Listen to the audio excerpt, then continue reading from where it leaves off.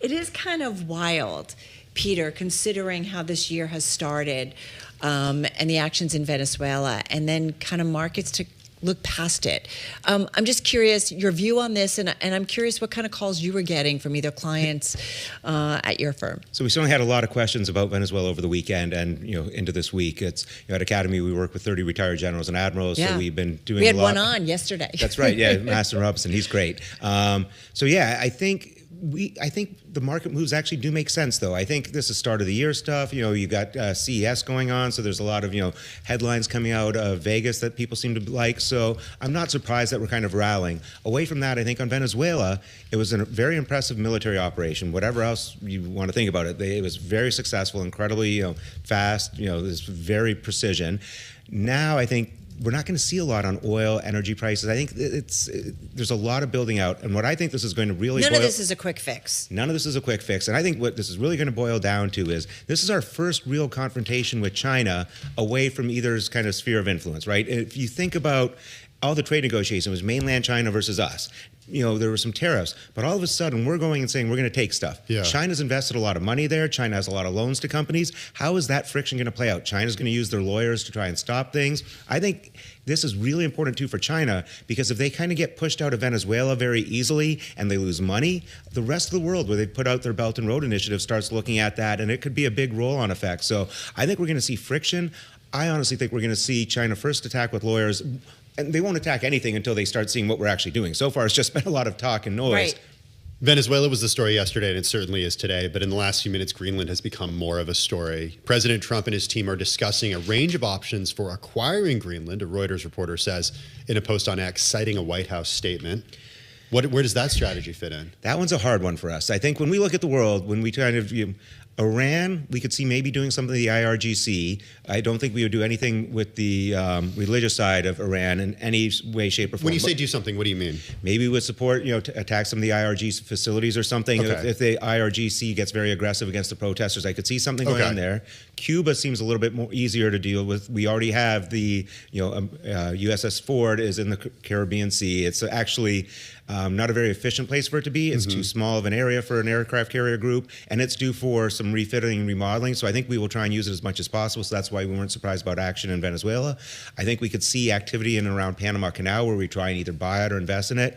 Is that for a China proxy? I think for a China proxy, and again, I think we really want to control shipping through Central South America, and the Panama Canal is a big part of that. And don't forget, Marco Rubio is the first place he went. On Greenland, I think we all struggle with why this term annex or take keeps coming up. I think that's a struggle. So to recap, Panama, Venezuela, Cuba, Iran makes sense. Greenland, not so much. I find it very difficult to play why we would disrupt NATO. And again, I think we've been less thoughtful on NATO and where its important is, but this kind of puts a lot of friction. And even from a business standpoint, I think I can believe that in Venezuela, there's a lot of rare earths and critical minerals that have been underinvested in. I find it hard to believe someone hasn't been checking out Greenland and saying, this is just economically unviable. I do know, and I think this is interesting, because one of our generals is actually now the Undersecretary of War, and before he became Undersecretary of War, while he was still working with us, he did talk about and point out that China has more icebreakers than we do. And so China views themselves as an Arctic nation. Russia clearly views themselves as an Arctic nation. So maybe this is something to do with, as the polar ice caps are melting, that it creates different routes. So we want some more protection there. So maybe some of that makes sense. But again, that all feels like it could be done within the confines of existing rules and regulations rather than having kind of this annex or take concept. Yeah, I mean, I don't know. How are you thinking about this year when it comes to the Trump White House, and especially with midterms looming? I've heard some folks say that, listen, there's a lot of pressure on the administration to get things done early in the year because as midterms loom, there are expectations that there might be pushback against the GOP and the Trump administration. But I'm just curious what you're telling your clients. So what we've really liked is what we've been calling PROSEC, or Production for Security. Right. And it's kind of along the lines of resilience. And that includes anything from chips, electricity. So Intel, for example, I think there's going to be huge pressure on companies to use U.S. chip manufacturers, right? We have to break away from Taiwan. I think there's realization we're not producing enough electricity. We will deregulate, we'll get electricity in all forms running. I do think President Trump will give up on his kind of hatred of solar and adapt solar, but you're going to see solar, nuclear. I do. I think it's just Wind is a step too far. I think wind's a step too far. He I think really does not like wind. he really does not. I think there's a visceral hatred Yeah. to it. Partly, I think it does destroy views. I think there's questions about its efficiencies, and it does kill birds and stuff, and that seems to really bother him. So I'm not going to fight the wind. I do think on solar, House cats kill a lot of birds too. House cats. Truly. that is probably true. We had one that was very good at that. Yeah. Yeah, so I think those are all the things that we can invest in. We just saw yesterday 2.7 billion going into uranium companies. So I think you can move away from the AI story and into anything that's going to be part of this building out of infrastructure. You know, you've got CAT, you've got Deere, Navistar, all the heavy equipment makers. I think we're going to see real efforts to become slightly more independent. Are all nations doing that? So how I see this starting is the U.S. really jump-started this, right? The U.S. has been all over this. I think what we're starting to see now is capital is going to follow next. So investors are starting to follow this. We talk to private equity companies who are starting to scour the universe for, hey, who's got mining rights that have been unused? Who's got some interesting patents in and around these rare earths and critical minerals? I think you're going to see, again, these huge build-outs potentially in electricity production. So it's capitalism. Globalization dead? Well, I think other countries are going to figure this out eventually that they have to do it. I think at some point, Europe's going to release like Shell and BP to actually do what they're phenomenally good at. And so far, there's still constraints. But I think everyone's adopting this. I think you have to look much closer when you're thinking about supply chains. Domestic political risk of this new world order. That's something I've been thinking a lot about, especially in an election year, because we thought that the Make America Great Again movement was really about keeping within the U.S.'s borders, not getting involved in foreign wars. The president has talked about leaving countries outside of the U.S. alone, and that's not really what we've gotten in the last few months. No, though I will say, I think if prior to Liberation Day and stuff, I think there was a lot of hope that we'd work very closely with Canada, because Canada has a lot of things that we need that would be a big part of this. We'd work closer with Mexico, and we kind of got away from that. So I think this starts, maybe it's just trying to reshape how these relationships work. Ultimately, I think we're going to need things like potash. We're going to need to work with Canada. But I do think, they laid it out in the National Security Strategy, and it's only 39 pages of double space. It's even I could read it. So I would recommend reading it because I think it does form this way. And we've been telling corporations for years now, and I think now we're getting a lot of incoming calls. Like we've been saying, if you are manufacturing in Thailand and Vietnam, you're not really diversified because you're going through the same shipping lanes. So I think you've got to be very careful about shipping. If you're looking at building a new plant this year, I think you want to build it in North, South America or Central America or the U.S. precisely because that's where we have a lot more control. So I think that's where corporations follow into this. And I don't want to say it's going to be us by ourselves. What I've been trying to say is I think for every single commodity or product, every country is going to have an X amount that they want to do themselves so they can be sufficient.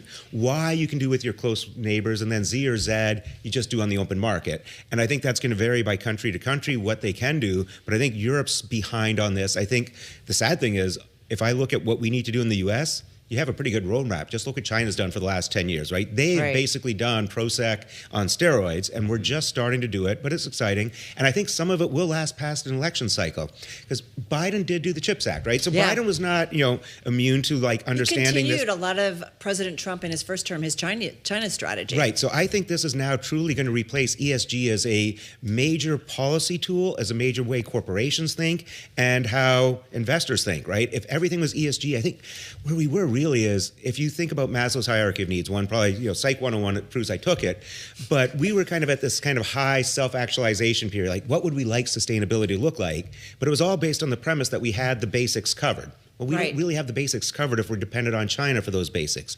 So I think this is a pullback to say, to be truly sustainable and independent and resilient, you need to do some core level of this stuff yourself. And that's where I think we are. It's that evolution. What are the implications of that in terms of cost to society, in terms of, does it make things more expensive? If we're doing more manufacturing in the United States, well, labor isn't cheap here. So I'm just curious, what are the implications? What does it mean for economic growth maybe in the United States? So I think it's going to be potentially a little bit higher on some prices. So it's very good that oil and some of these energy costs are coming down. That will help on this. At the flip side of that, though, is if people can go back to working for, I hate to say the word, but I'll say it, like national champions, right? Where you feel that your industry, your job is important to the country, you probably go home feeling slightly safer about your job. I think there's a lot of benefits from this. We've been talking about the Spider Marks is great. He kind of coined the phrase for us. Yeah. But who is? Spider Marks, Oh, General Spider Marks. He's quite awesome. But he coined the phrase like we're in a pre-war environment. And we've always been in a post-war environment until recently. And I think pre-war sounds a little bit scary, but it's just like deterrence. If you understand that you're in a pre-war and you do the preparation properly, you deter the enemy. And I think the things that to me are really crucial about a pre-war is it creates a sense of urgency, which we're seeing, and self-sacrifice. We're speaking with Peter Cheer, head of macro strategy at Academy Securities. He joins us here in the Bloomberg Interactive Brokers studio. Peter, you mentioned we went through a little bit around the globe when we talked about Iran, we talked about Venezuela, we talked about Greenland, Cuba, Panama. What about Mexico? And what about Colombia? Have they been put on notice? I think Colombia's been put on notice. I've been much more focused on Mexico. So one of the things that we believe to some degree is we've been changing the rules of engagement with Venezuela, right? If you go back 4 months ago, who would have thought we would shoot a drug boat? We're now doing that. I think the world would have gone ballistic if we did that in the Gulf of Mexico or Gulf of America. Now, though, it's now standard operating procedure, right? We've attacked some of the drug facilities. I suspect that somewhere in Q1, Q2, late Q1, early Q2, we approach Mexico very serious and tell Sheinbaum, like, we can work with you to get rid of your cartels, or we can get rid of your cartels without you. And to me, the one thing we haven't talked to, I know we've been talking about so much oil.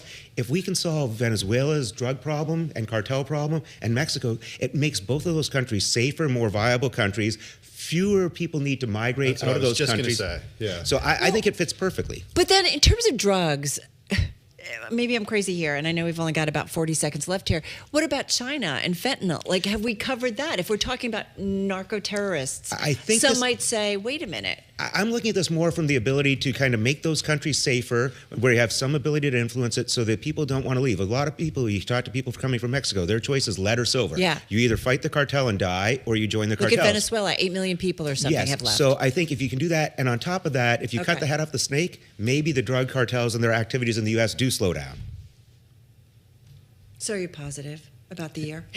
Are you upbeat? I am, actually. I'm very positive. I think, again, this build-out's going to be very interesting. Yeah. The biggest risk to me is China threatening and doing something about rare earths and critical minerals, because we're not there yet where we need to be. 10 seconds. If President Trump wasn't in the White House again for a second term, would we be having this conversation? No, I think he actually really kind of planned ahead of this. Though some of it, I think we would have finally seen, because we've been talking about rare earths, critical minerals for years and years. We're finally realizing the CHIPS Act realized some of this. This is what COVID progression. too. How we're doing it is just stronger and more aggressive.